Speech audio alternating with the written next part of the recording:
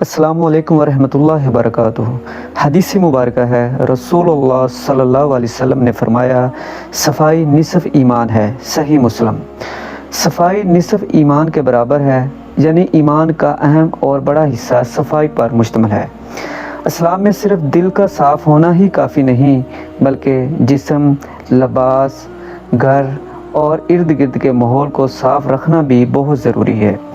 اللہ تعالیٰ کو پاکیزگی پسند ہے اور نبی صلی اللہ علیہ وسلم ہمیشہ صاف ستھرا لباس پہنتے، مسواک کرتے اور دوسروں کو بھی صفائی کا حکم دیتے۔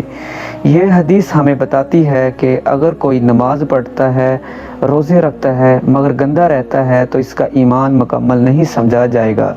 یعنی ایمان صرف عبادت کا نام نہیں بلکہ زندگی کے ہر عمل میں پاکیزگی کا دخل ہے۔ مثال کے طور پر جسم کی صفائی روزانہ نہانا، ناخن کاٹنا، بال صاف رکھنا۔ اسی طرح لباس کی صفائی میں کیا ہو سکتا ہے؟ صاف کپڑے پہننا، خاص طور پر نماز کے لیے۔ اور گھر اور محلے کی صفائی سے مطلب کہ کچرا ادھر ادھر نہ پھینکنا، گندگی سے بچنا۔ دل کی صفائی سے مطلب کسی سے حسد یا نفرت نہ رکھنا۔ اس حدیث سے ہمیں سبق ملتا ہے کہ پاکیزگی ایمان کا حصہ ہے، اس لیے ہر مسلمان کو صاف ستھرا رہنا چاہیے، دوسروں کو بھی صفائی کی تلقین کرنی چاہیے۔